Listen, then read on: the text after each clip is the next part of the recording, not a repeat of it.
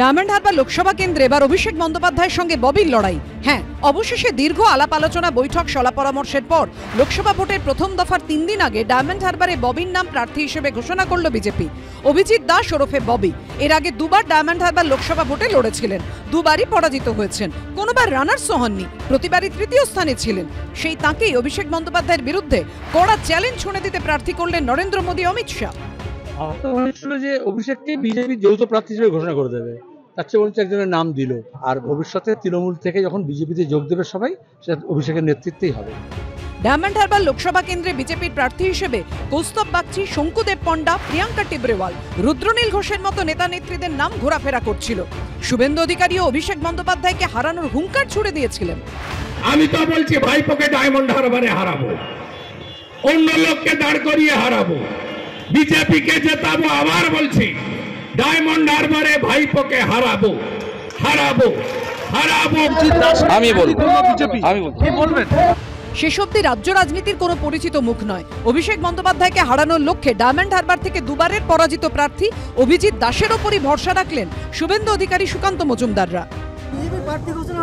জানি না কি হয়েছে, অভিজিৎ দাস এক মাস আগে দিতে পারতো। অভিজিৎ দাস যে হয়েছে গত আগের ইলেকশনে, সেই ক্যান্ডিডেট। আমাদের কাছে খবর যে খোকাবাবুর রেকমেন্ডেশনে প্রার্থী দেওয়া হয়েছে। বিজেপি পার্টি, মোদি পার্টি, তারা নিজেরা খোকাবাবুকে তোফা দিতে চাইছে এটা, তার কিন্তু বাম কংগ্রেস সেখানে প্রার্থী দিয়েছে।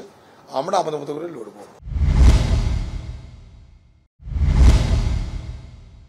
যদি নিরপেক্ষ নির্বাচন হয়, যদি প্রশাসন যদি নিউট্রাল থাকে, অভিষেক ব্যানার্জির এবারে নির্বাচনে জামানত জব্দ হবে। আপনার বিরুদ্ধে বিজেপি প্রার্থী ঘোষণা করলো অভিজিৎ দাস, অবশেষে প্রার্থী দিল বিজেপি।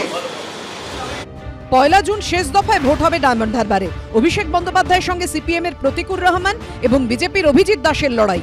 গৌতম মণ্ডল, শিবাশিস মৌলিক ও কমল কৃষ্ণদের রিপোর্ট, এবিপি আনন্দ।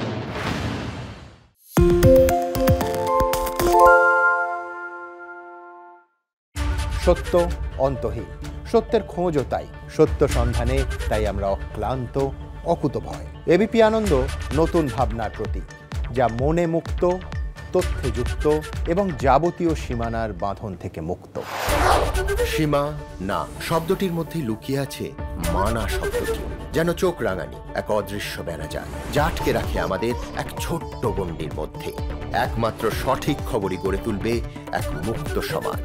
সেই জগৎ গড়ার লক্ষ্যে কোনো সীমানার ঠুকুটি আমরা মানব না। এবিপি আনন্দ এগিয়ে থাকে, এগিয়ে রাখে।